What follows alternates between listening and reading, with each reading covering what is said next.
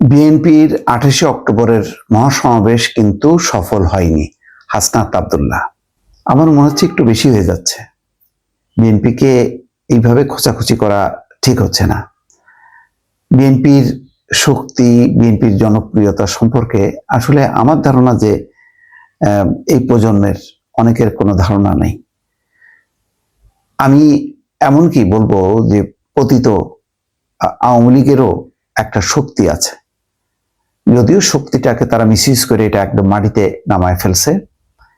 কিন্তু অন্তত গত 15 বছরে বিএনপির যে লাগাতার আন্দোলন, সংগ্রাম, ত্যাগ, তিতিক্ষা, দলকে ঐক্যবদ্ধ রাখা, যেখানে বিএনপির ভারপ্রাপ্ত চেয়ারম্যান তারেক রহমান নিজে নির্যাতিত, নিজের শরীর তার নির্যাতনে একদম জর্জরিত, কি অবস্থায় তিনি লন্ডনে চলে গিয়েছিলেন।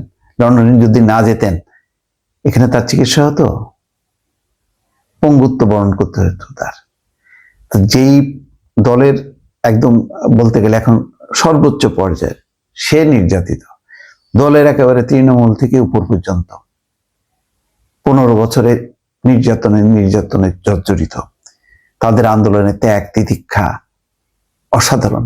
সুতরাং বিএনপির 28 অক্টোবর আন্দোলনের মধ্য দিয়ে তারা তো সরকারের পতন ঘটাতে চায়নি।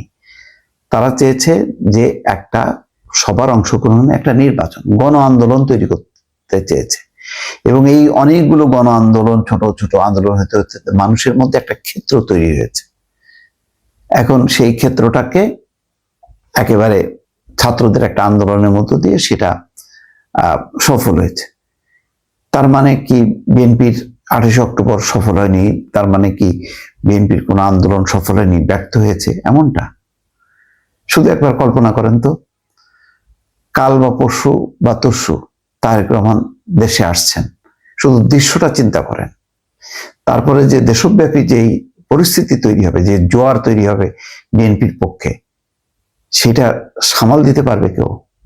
সারা দেশে তারেক রহমান যদি ঘুরতে থাকে, আমি তার মা খালেদা জিয়াকে বাদ দিয়ে দিলাম, শুধু তারেক রহমান যদি সারা দেশব্যাপী অভিযান শুরু করে, তার নির্বাচনী প্রচারণা বা জনসংযোগ কার্যক্রম শুরু করে, পরিস্থিতিটা কি দাঁড়াবে?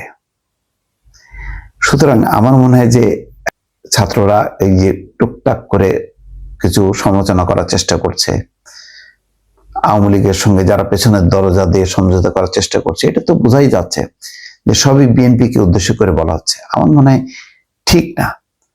এখনো পর্যন্ত শেখ হাসিনা সরকারকে উৎখাত করার জন্য সর্বোচ্চ যদি অবদান থাকে 80% to 90%, সেটা হচ্ছে বিএনপির। দ্বিতীয় পর্যায়ে যদি কারো অবদান থাকে জামাতের, তারপরে অন্যান্য শক্তিরা বলতে পারে। কিন্তু 10% বা 5% অবদান রাখলো বলে আমি ছাত্রদের এই অভ্যুত্থানটাকে, ছাত্রদের এই আন্দোলনকে আমি কোনোভাবেই খাটো করছি না। কিন্তু প্রতিষ্ঠিত রাজনৈতিক শক্তিকে খোঁচাখুচি করা, তাদেরকে একটু করা, পিছনে ধাক্কা দিয়ে সরানোর একটা চেষ্টা, এটা উচিত না। আমি মনে করি যে বিএনপি অত্যন্ত ম্যাচিউর দল, তারা কিন্তু কোনো প্রশ্নের উত্তর দিচ্ছে না, তারা সবই বুঝতেছে, কিন্তু চুপচাপ কিন্তু তারা অবজার্ভ করতেছে। তাদের যেটা আকাঙ্ক্ষা, যেটা আওয়ামী লীগ আমলেও ছিল, যে একটা ভালো নির্বাচন, সুষ্ঠু নির্বাচন, তারপরে মানুষ বেছে নিক। যে তারা যদি মনে করে একটা ফ্রি ফেয়ার ইলেকশন, তাহলে কেউ যদি বলে যে না বিএনপির অবদান তো ছিল না, ভোট দেবে না। জামাতের অবদান ছিল, জামাতকে ভোট দেবে না। আর যদি সবাই মনে করে যে না সব অবদান হলো এই ছাত্রদের, তাহলে ছাত্রদের ভোট দেবে। তো এইগুলি আমি কেন এই বিতর্ক করছি?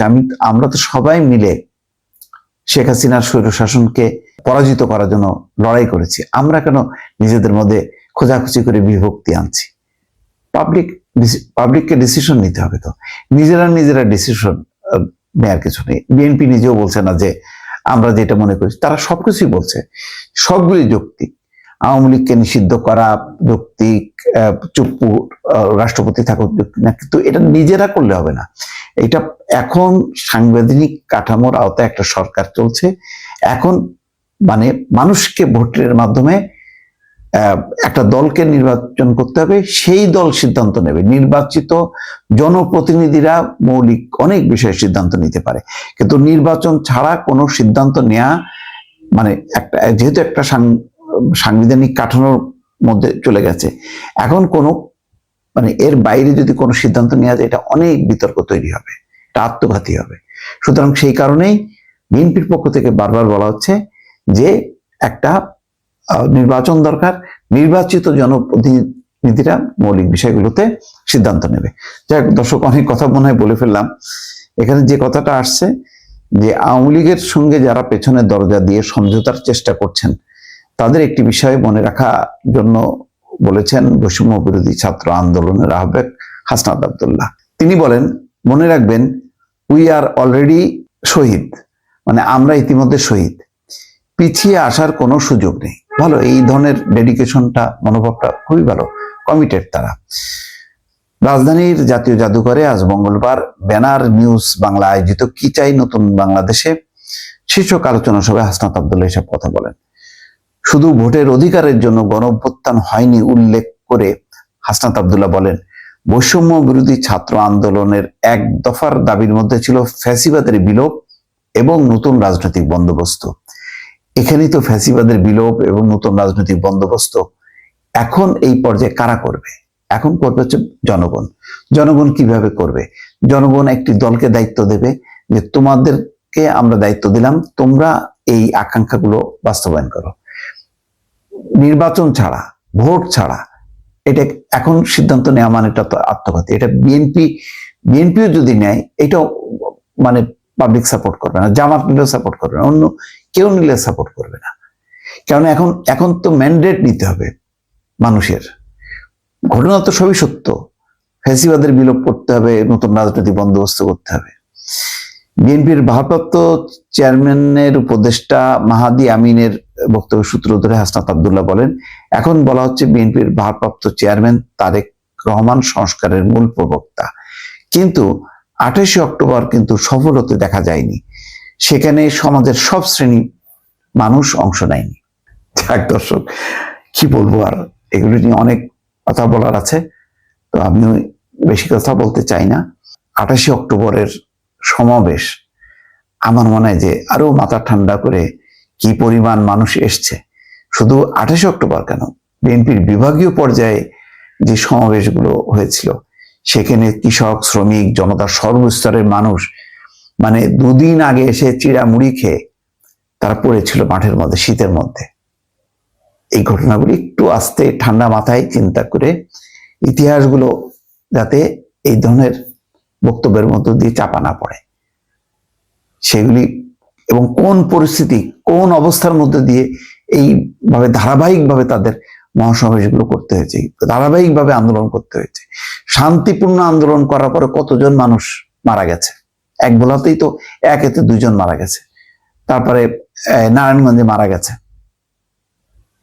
এইগুলি হয়তো আমার মানে স্টকে সংখ্যাগুলি কম আছে, এগুলি বিএনপি নেতারা খুব ভালো করে জানেন। সুতরাং আমার মনে হয় যে এখন এইভাবে কথা বলে বিএনপিকে একটু খাটো করা এটা উচিত হচ্ছে না। দর্শক ভালো থাকবেন, আল্লাহ হাফেজ।